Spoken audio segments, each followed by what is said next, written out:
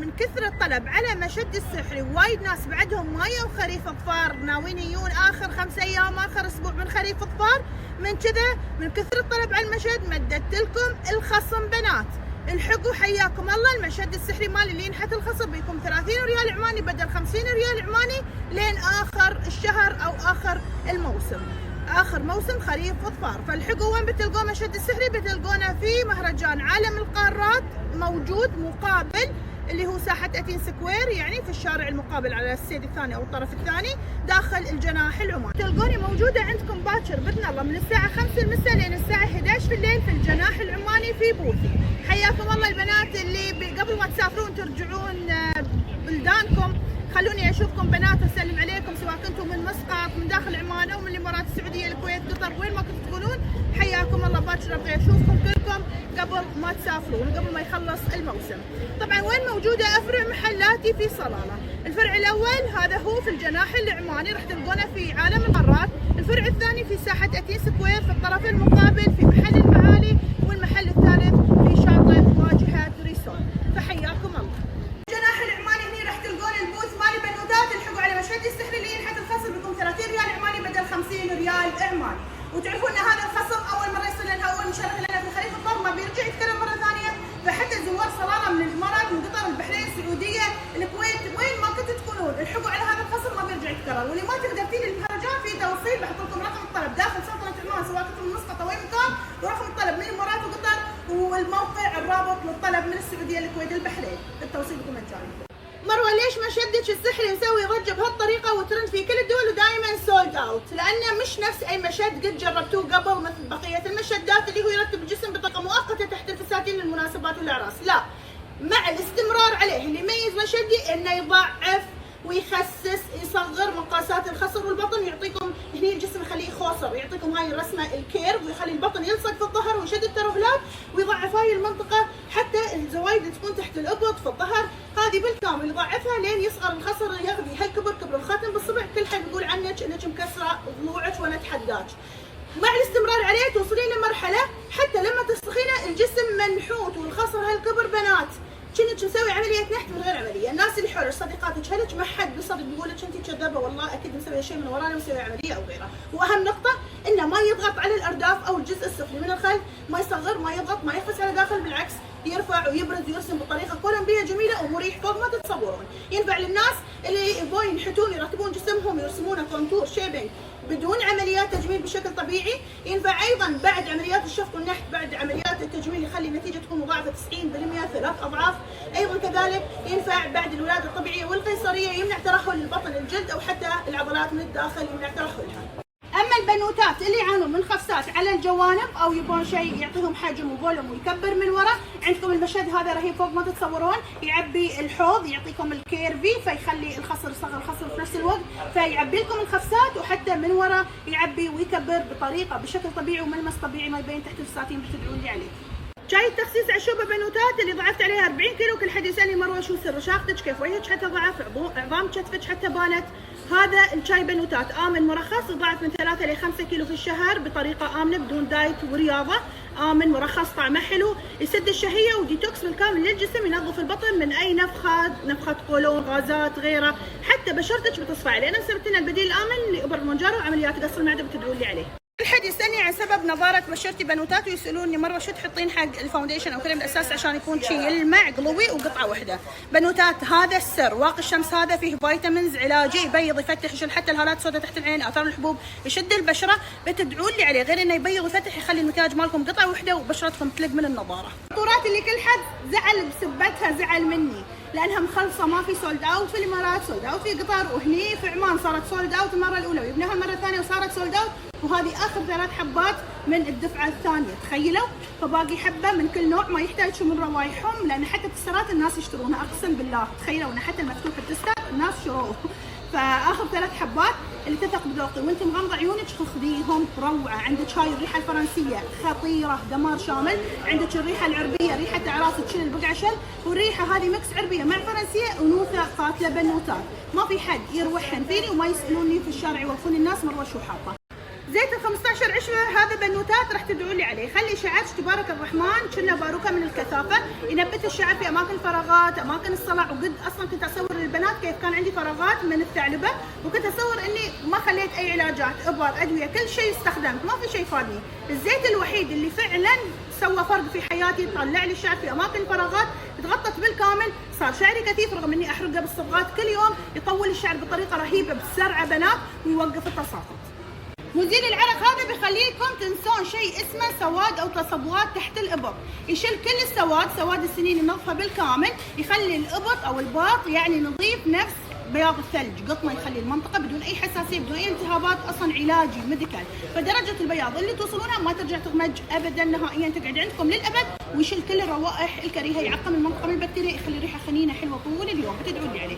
مجموعه علاجيه للشعر بالرازميري، اكليل الجبل، والرز الياباني، فظيعه فوق ما تتصورون. اول شيء اورجانيك، عضويه، خاليه من السولفات، البرابين، السيليكون، ما فيها اي مواد كيماويه، تعالج الشعر من الفروه لين اطراف الشعر. عندك تقصف في الشعر، شعرك يصير فيه نفشه، في الرطوبه، تعالج كل هذه الامور. حتى اللي عندها اكزيما، حساسيه، قشره في الشعر، تعالج كل هاي الاشياء.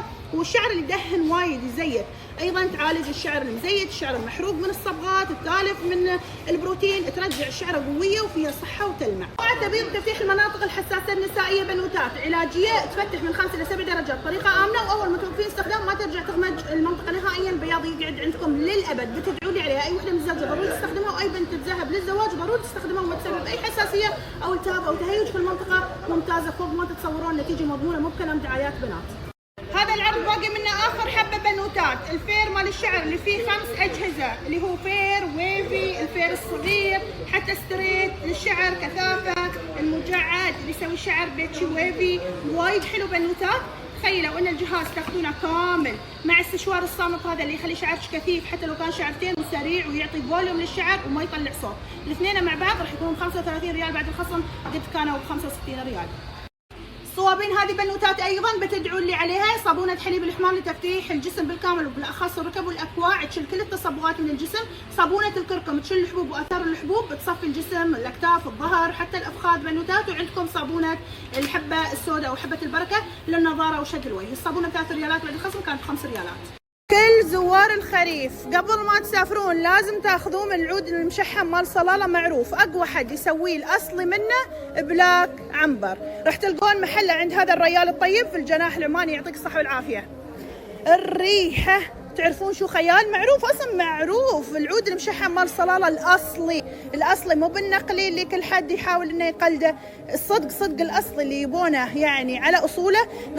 نصيحه خذوا حق عماركم كميه، وخذوا حق امهاتكم واهاليكم بيستانسون عليه هدايا. خطير ريحته، وتتعشق في الثياب، تقعد عادي اسبوع. خطير خطير خطير بنات. قبل الواحد ينباع، قبل الاثنين ينباعون على 10 ريالات، الحين خليت لكم الاثنين على 8 ريالات. اما بالنسبه للبخور، معروف يعني احلى الروايح من عمان، من صلاله، روايح الطيب بتكون عندهم الدخون جميله. عندكم ريحه هذا الديوانيه، والثاني هذا روايحهم فرنسيه جميله، خطيره الريحه هذا. وعندكم ريسوت، فظيعات. عمان هذا العطر وايد معروف مشهور في السعوديه، ترند تبارك الرحمن، دائما مخلص، ريحته رهيبه، بتلقونها بعد عند بلاك عنبر. الريحه فظيعه، تعرفون ريحه انوثه على غموض، على ريحه شي فظيعه، الريحه تأسر، انوثه قاتله. اما عندكم هذا ريحته فخامه عجيبه بنات، تشل البقعه، شل الريحه، روايح فرنسيه خطيره. اما هذا عندكم ريحه بنوتيه، دلع، فرفوشه شي على سويتي، روعه. العطر الواحد قبل كان على 15 ريال، الحين بيكون العطر على 10 ريال، والحجم الكبير بنات، والثبات يومين. هذول احلى 3 انواع عندي، اطلبوهم وادعوا لي.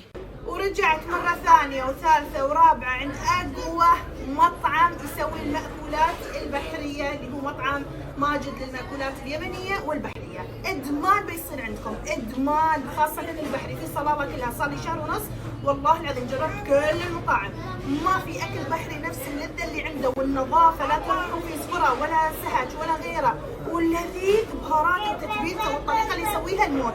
شوفوا هاي الصينية اللي دائما آخذها من عندهم، تخيلوا اللوبستر هذا او الشارخه فيكم هالطريقه مع الصوص، موت الصوص مالهم يذبح، لذاذه ما بعدها لذاذه. عندكم بعد السمك المقلاي، رهيب كيف يكون كريسبي مقرمش. عندكم حبه الربيان، شوفوا كبرها، شوفوا كيف حبه الربيان ربيان لذيذ، والتتبيله اللي يحطونها على السمك الموت الحمر، لعبتهم كلها في التتبيله. جربوه ما راح تندمون، بتلقونهم موجودين مقابل السوق المركزي في صلالة شارع 23 يونيو. يما يا اللذاذة. الصوص مالهم يذبح والله العظيم، ان حتى كل البنات موجودات معي ما اقدر اصورهم، يقولوا لي مروه نرقد النش نحلم فيه، مع ان مجربنا كل المطاعم البحريه، يقولوا لي هذا طعم النكهه عالقه في مخنا، نرقد النش نحلم فيه.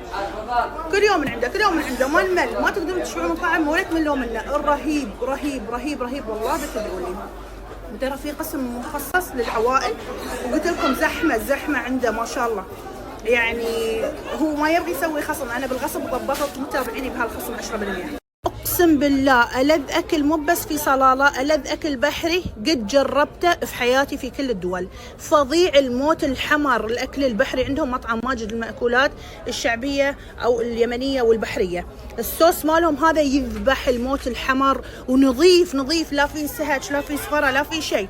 تتبيلتهم في السمك، شوفوا التتبيله والله بتاكلون صبوعكم ورا. حتى المحار عندكم، الربيان عندكم تبارك الرحمن، شوفوا الحبه كبرها وكرتها، شوفوا بس هذه الخلطه مالتهم بتصير عندكم ادمان، بتتعنوا لها كل يوم كذا. هذه بنات ضروري تجربونها، ادمان عندنا ادمان. ويموت الحمر بالربيان، اوف الطعم فوق الخيال والله، ما اقدر اوصف لكم اياه كيف طر. واكثر شيء يعيبني فيه بنات انه ما يكون فيه طعم البحر او ريحه البحر الزفره، ما يكون فيه سهج ابدا، والصوص مالهم ودكم شي تشربونه شرب. شوف تبارك الرحمن كيف يعني ما شاء الله سمينه مع الصوص شي، يوه يا اللذاذه. واو واو واو واو.